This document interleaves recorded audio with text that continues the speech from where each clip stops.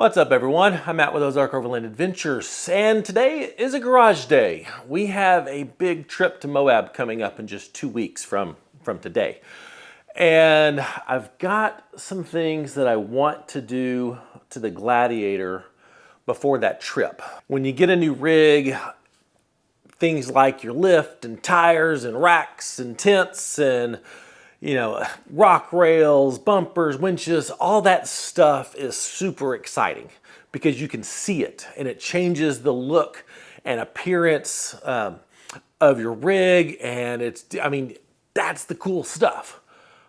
But there's some often overlooked components that I would argue are more critical than the cool stuff you can see. And I would definitely argue that as you build your rig and start wheeling your rig, these things become even more crucial. And for me, as you can see, I've got the tires off because my project for today is multiple things. New tie rod. I'm running 38-inch tires, 513 gears, and I'm still running the factory tie rod. Now, the tie rods on the JLs and JTs are much beefier than they used to be on the JKs and especially the TJs, but it's still not as good as aftermarket. I'm also replacing my drag link because I'm still running a factory drag link. I am putting a sector shaft brace on my steering box. Just to help protect the steering, because when we're going to be in Moab, we're going to be wheeling some of the hardest trails out there. I mean, we're going out there for the purpose to push our rigs and push ourselves, and I'm looking forward to it, but I want to make sure my Gladiator is going to be set up to conquer the trails and get me home without having to, have some emergency repairs and stuff like that. That's not guaranteed. I've been out there before and broke things. So, but I'm going to do my best to be preventative. Also have some things in the back, and let me show you. All right, so what I have here on my workbench is a new tie rod, the Yeti XD aluminum tie rod from Steer Smarts. I also have the Yeti XD Steer Smarts drag link. And once I get the factory ones off, I'll lay them up here together so you can see the difference in how beefy these are compared to the factories. I've also got, this is the sector shaft brace that helps with the steering box. I've also got some metal cloak, rear sway bar link brackets. And I'll show you why. It's an issue with the Gladiator sway bar link from the factory. It has a tendency to crack and fail, and one of mine is cracked. So I got these from Metal Cloak to go there. And I got a couple other odds and ends that I need to do today. But let's talk as I do this, because this, obviously what I'm doing is for my Gladiator, also applicable to to a Wrangler. But the things we're going to talk about are applicable to any rig. Doesn't matter if it's Jeep, Toyota, Nissan, Isuzu, whatever. All right, so here are the factory drag link and tie rod next to the Steer Smarts Yeti XDs. As you can see here on the ends, this is a much thicker piece of steel. The joint down here is much thicker than the factory. This is a solid, it's not solid, this is a steel bar here in the middle. This is a beefier aluminum rod in the middle. And the advantage that this is going to give me versus the factory one is if I bump into a rock, which, it's got plenty of dings and scrapes. I'm not totally sure. I think this actually has a very slight bend in it from some rocks that I banged it on. But whereas this will bend, this will actually flex a little bit because it's aluminum. And so it's not, it'll flex and come back, which for my purposes should be good. Now on the drag link, as you can see, this is just a much beefier a much beefier drag length than the factory. The ends are much larger. The adjustment sleeve is a full sleeve, so I can just do a couple turns of this and quickly adjust my steering. So this is going to give me a lot more strength, and should theoretically, since this is what's used to steer the Jeep, should be a lot stiffer, should have less deflection, and should be able to get some more strength in my steering out of this drag link versus the factory. And the process for putting these on is super simple. You just take the measurements from the factory, adjust these to where these came off of, and I mean, you're pretty darn close to being where you should be.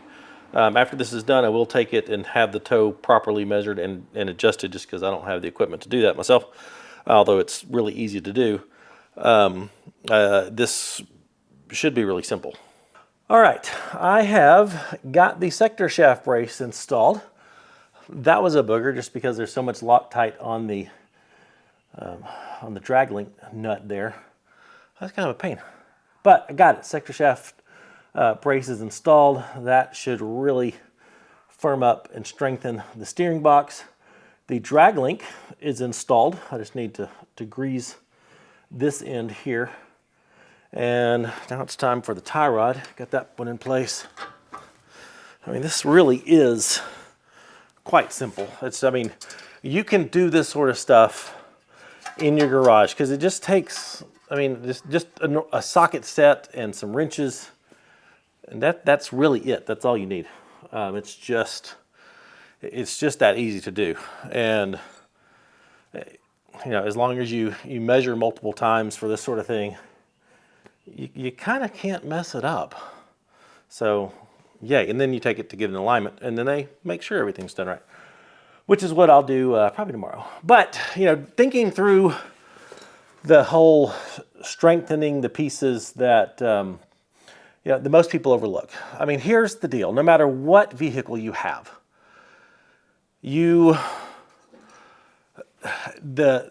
Jeep, the Toyota, the Nissan, the whatever, is designed to run as it does from the factory, with the components that you get from the factory. So taking a Jeep, for example, a Rubicon, all the components are designed to turn 33-inch tires.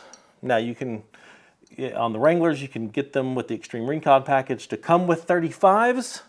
And so a 35-inch tire on a Wrangler or a Gladiator, pretty safe bet. But once you start getting up into 37s, 38s, like what we're running, you really have to consider upgrading other components, such as regearing. My Gladiator came with 410 gears because it's a Rubicon. The 410s, when I had 37s, I never saw 8th gear, rarely saw 7th gear. I mean, it would do fine off-road.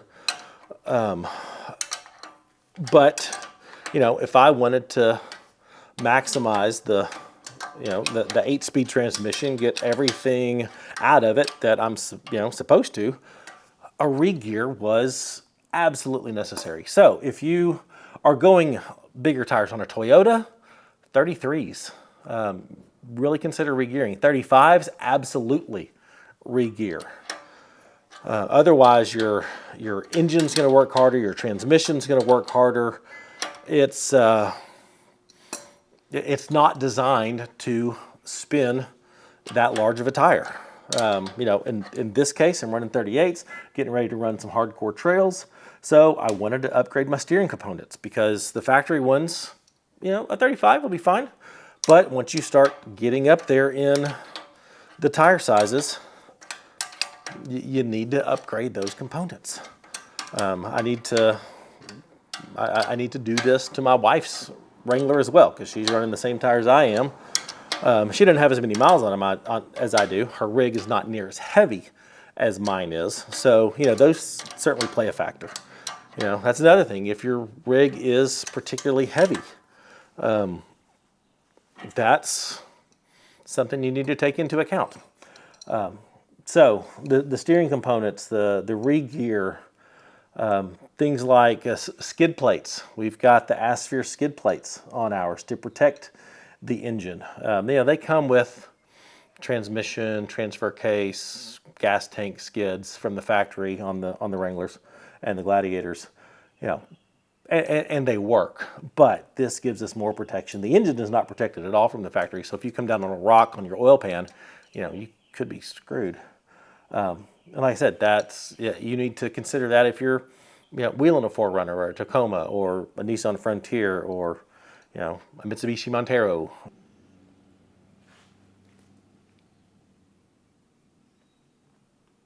Another thing, while I've got the front end, tires off and everything, I actually wish I'd done this while the tie rod was still off, but I didn't. I want to change out my front diff cover. And the reason being, I did a whole video on the rear diff and why I changed that diff cover.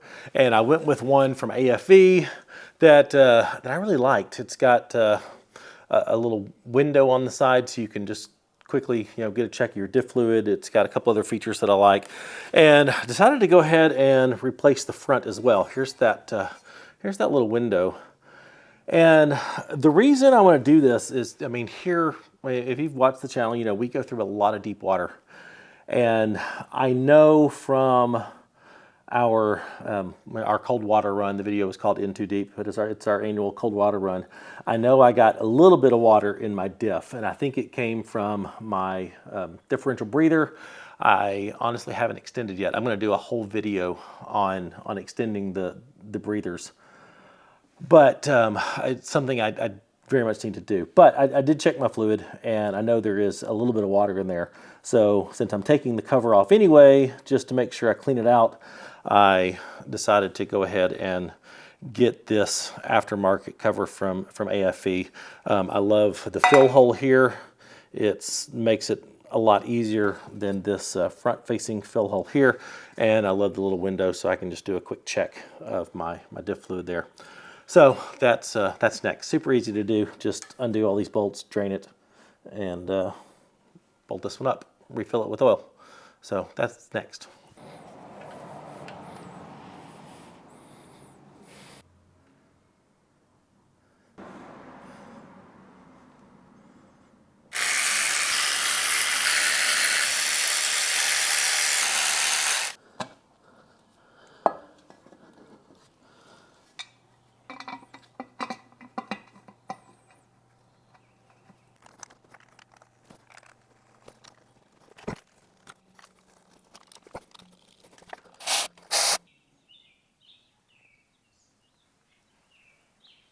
All right, it is the next day. Actually, it's the afternoon. Did not get a chance to finish everything yesterday. Had to pick up kids from school. There's a soccer game. This morning, started off with a bang with me getting a crown on one of my teeth. So, yay for that. But my numbness is worn off, so I'm good to go. But want to knock out the rear sway bar link brackets. These are from Metal Cloak. And the install of this should be pretty simple. I'm not expecting anything to go crazy. Shouldn't take, but I don't know, maybe 20 minutes. So let's get this going. Let me show you how this works. All right, I've got the sway bar link removed here. So here's what happens on the Gladiators. See this crack right here? That is very, very common. That crack develops into a split, and eventually your sway bar link can just fall off. Which is not the end of the world, but if that happens on the trail and something happens with the sway bar, it could be a problem. So what the bracket does, it connects to these two existing 13mm bolts here. That fits over that and connects to that and reinforces that bracket.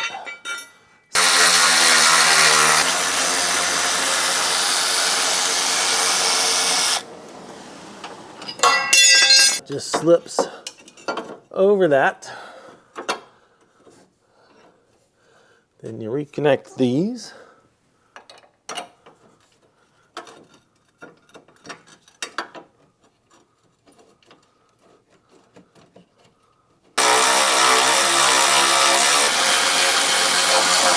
sway bar link just reattaches right there.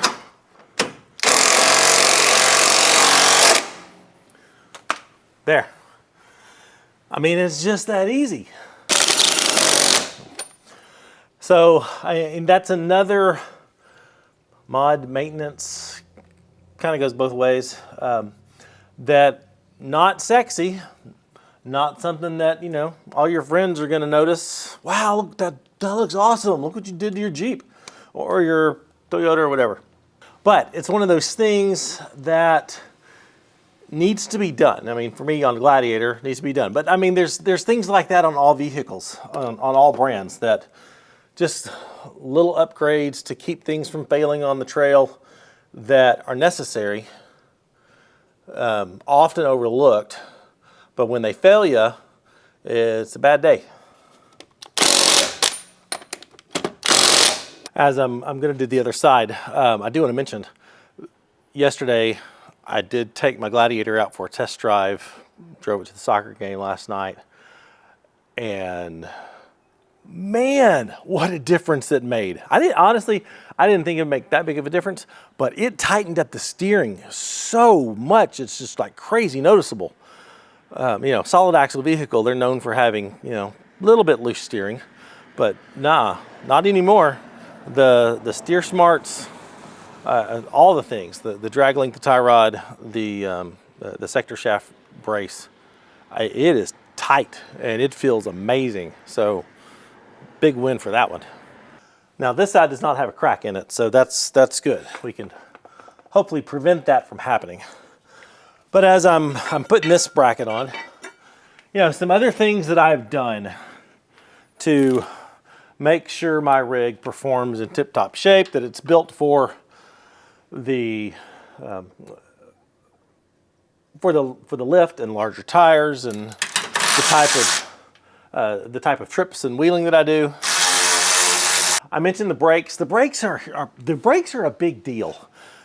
You really need to make sure that if you're going much bigger tires, that you upgrade your brakes, because yeah, it doesn't matter if it takes you a while to get up to speed. You know, your 0 to 60 time is really irrelevant, but how much time it takes you to stop your rig in an emergency, that's a big deal. So upgrading the brakes, critical. And I just did a whole video on upgrading my brakes with power stop rotors. Very much anxious to get my rear rotors in. They were back ordered, but they should be coming soon, hopefully before Moab. But other things, you know, my ball joints on my Gladiator. You know, the factory ball joints on these things are designed for 33-inch tires. You can get away with 35s, but they're designed for 33-inch tires. You put a much bigger tire on it, like I did at the beginning with a 37, and where is the hole? There it is. And it will not take long before your factory ball joints go out. Mine didn't last 20,000 miles. Mine didn't last 10,000 miles, honestly. Started noticing a wobble and some play in the ball joints when I did my first re-gear. And that was before 10,000 miles. That's crazy. But yeah, so my ball joints didn't last long at all. I'm really surprised. Kara's got 22,000 miles on her Wrangler, and her ball joints are holding in there. So she'll be due for a ball joint upgrade sometime in the near future. But so I bit the bullet, bought the nice TerraFlex HD ball joints that are rebuildable, adjustable. So hopefully those will last me a very long time. They're doing well so far. So, and that applies not just to Jeeps. I mean, every rig has ball joints on the front. So make sure your ball joints can handle the larger tires. And honestly, those are things that even I forget that I've done. You know, I'll do a rig walk around video of this thing. Did one recently. And I totally forget about the ball joints. I forget about the fact that I've re-geared it. I will probably forget these brackets because they're hidden. They're out of the way. They're not sexy. I did, Metal Cloak stuff comes with this gold anodized color, which I'm not a big fan of. And so I just spray painted these black so they don't stand out with some gold color under here. Boom. That project's done. Super easy. 15 minutes. One more thing to consider if you're running larger tires, especially 2 to 3 sizes up from your factory tires, and that's your axle shafts. We've been on a trip. Actually, we're in an off-road park. My friend John busted his rear axle shaft on an obstacle. He was locked and spinning and came down, and that's what tends to happen. So now he has chromoly shafts in his Jeep. He's got RCVs up front. If you wheel an IFS rig, 4Runner, Tacoma, I mean pretty much anything other than a Jeep or an old Land Cruiser, if you have independent front suspension, the factory CV axle shafts on IFS rigs have been the single most points of failure on our trips. We've had more CVs go out than any other issue on our trips on the IFS rigs.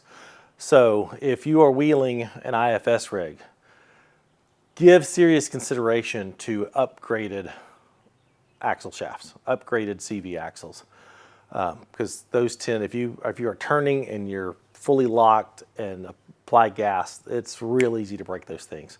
So 4Runner, Tacoma, Bronco, Nissan Frontiers, Nissan Xteras. I mean, there's just so many options. Just about everything. Modern day, anything but a Jeep is IFS. So give serious consideration to that, or carry a spare and know how to change it. Let me tell you why I am not going to change my axle shafts, and it's a personal preference thing. It's just a, it's a theory, but for me, I want the easiest point of failure to be something that's easy to change. And I know, because of my experience dealing with, my Jeeps, I can change out an axle shaft, or I can remove an axle shaft really quickly on the trail. If I break a U-joint, I can change that very easily on the trail. So I carry a spare U-joint with me just in case. I've still got the factory front axle shafts. Plan on keeping those, because as you strengthen those components, the failure point of your front end moves inward. And I would much rather break an axle shaft on the trail, be able to pull it out if need be, and limp off the trail in 3-wheel drive, because I can lock the front and still have the one good one. But limp off the trail in 3-wheel drive, as opposed to shattering a diff, shattering a ring gear or a pinion. And at that point, I mean, you're toast. You've got a lot more to do to dig out the inside of the differential to then be able to get you out with just rear-wheel drive. So that's my philosophy. Like I said, we're going to Moab. We're going to be running those super hardcore trails, and we'll see how it does. If I break another axle or break another U-joint, break an axle out there, I might consider then moving to chromoly shafts or RCVs. So we'll see. But that's my reasoning. I haven't changed any of my factory axle shafts. I have changed my front drive shaft. That is another thing. As you lift up a vehicle, especially a Jeep, I'm not so sure about IFS rigs, but as you lift up a solid axle vehicle, the angle of the drive shaft becomes more and more extreme. And the factory drive shafts that have the Rizepa joint, which is kind of like a CV joint, They have the factory Rosetta joint. They're just not made to deal with those extreme angles, especially when you have a suspension that allows you to articulate as well as ours do. Kara's is still running strong, so we're going to keep running her. She's only got 2.5 inches of lift. I've got 3.5.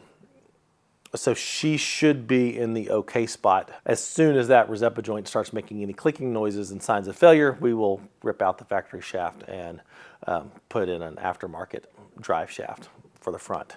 Well, let me know in the comments if I forgot anything, especially those of you with non-Jeep rigs. I'm sure there's a whole plethora of things that I overlooked for them. But, you know, these are the things that while they don't look flashy, they don't, change, nothing I have done has changed the way my Gladiator looks. You can't tell. You can't see a single thing that I've done. But it's this stuff that makes sure that I get home. So that's why I think the most important modifications that you can do to your rig are the ones that aren't seen. But they're the ones that will ensure that you get home. The regearing, the skid plates, the steering components, the brakes, the little maintenance things like we did here on the Gladiator, ball joints, all those normal failure points. That's going to make sure that we get home. So make sure you don't ignore those things, because the rack and the tent and the lift and the big tires, the rock rails, the bumpers, that looks cool, and they do help, obviously. They do help out on the trail, but my rack's not going to get me home. My shocks aren't going to get me home. They're going to make the trail feel real good, but they're not going to be the critical piece that's going to get me home. If the shocks fails, I can still get home. So anyway, let me know in the comments if I missed some things, because I'm sure I did. And hopefully you found this one helpful. Good video, like, subscribe to the channel if you're not, and check out our Patreon if you like what we're doing and find these things helpful and find our trips inspiring, and you want to help support the channel, gain access to special content, events, and all of our GPS data. Check out that link in the description. And for Ozark Overland Adventures merchandise, the hat that I was wearing yesterday, that's brand new. We're real excited about those. Go to shopoverlandapparel.com. I'll see you next time. Thanks for watching. Bye.